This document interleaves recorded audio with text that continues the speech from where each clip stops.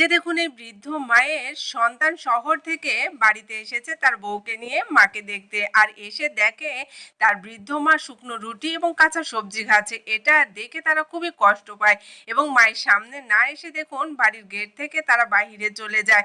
আর এদিকে বৃদ্ধ মা তার ছেলে এবং ছেলের বউকে দেখতে পায় না। সে কিন্তু রুটি খেতে থাকে। এক পর্যায়ে বাহিরে যেয়ে ছেলে তার মাকে ফোন দেয়। আর ফোনটা রিসিভ করে এই বৃদ্ধ মা তার সন্তানকে জিজ্ঞেস করে, বাবা তুমি কেমন আছো? তখন ছেলে উত্তর দেয়, মা আমি ভালো আছি, তুমি কেমন আছো? তখন মাও কিন্তু উত্তর দেয়, আমি ভালো আছি। এক পর্যায়ে ছেলে তার মাকে জিজ্ঞেস করে, মা তুমি আজকে কি রান্না করেছো, তুমি কি খেয়েছো? তখন এই বৃদ্ধ মা তার সন্তানের কাছে মিথ্যা কথা বলে। তখন তার ছেলেকে বলে, বাবা আমি আজকে ভালো মন্দ খেয়েছি, আমি অনেক ভালো আছি, তুমি চিন্তা করো না, আর আমার শরীরও ভালো আছে।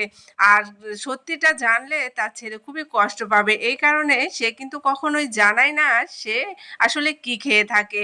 এদিকে ছেলেও কিন্তু কখনো বুঝতে পারে না তার মা এত কষ্ট করে। সে যদি আজকে না আসতো হঠাৎ করে তাহলে সে কোনোদিনই বুঝতে পারতো না হয়তো তার মা কতটা কষ্ট করে তাকে মানুষ করেছে। এখন সে চাকরি করে, কিন্তু চাকরি করার আগে তার মা কতটা কষ্ট করেছে। দেখুন এক পর্যায়ে এ মা তার ছেলেকে বলে, বাবা তুমি ভালো থেকো আর সাবধানে থেকো, আর বৌমাকে সাবধানে রেখো। আর বৌমা কেমন আছে আমাকে বলো। তখন ছেলে বলল, তোমার বৌমা ভালো আছে, তুমিও ভালো থেকো। তাই বলে দেখুন এই বৃদ্ধ মা ছেলের সাথে অনেকক্ষণ কথা বলে। ছেলেও কিন্তু মায়ের সাথে অনেকক্ষণ কথা বলে, কিন্তু বলে না যে সে বাড়িতে এসেছে। এক পর্যায়ে ফোনটা রেখে দেয়। আর ওইদিকে ছেলে তার মায়ের কথা শুনে খুবই কষ্ট পায় যে তার মা তার কাছে মিথ্যে কথা বলল, আর সে কষ্ট পাবে বিধায় এই কথা শুনে দেখুন ফোনটা রেখে দেয় এবং অঝরে কান্না করতে থাকে মায়ের জন্য। এক প্রকার দৌড়ায়ে দেখুন ছেলে এবং ছেলের বউ মায়ের কাছে যায়।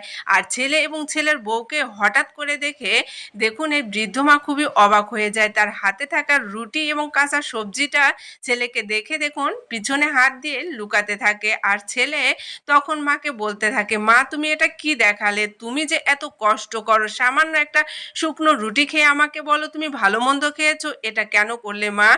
আমরা ভালো মন্দ খাই, ভালো থাকি, আর তুমি গ্রামে থেকে এত কষ্ট করো। তোমাকে কতবার বলেছি মা তুমি আমাদের সাথে চলো, কিন্তু তুমি কখনোই যাওনি তোমার স্বামীর ভিটে ছেড়ে।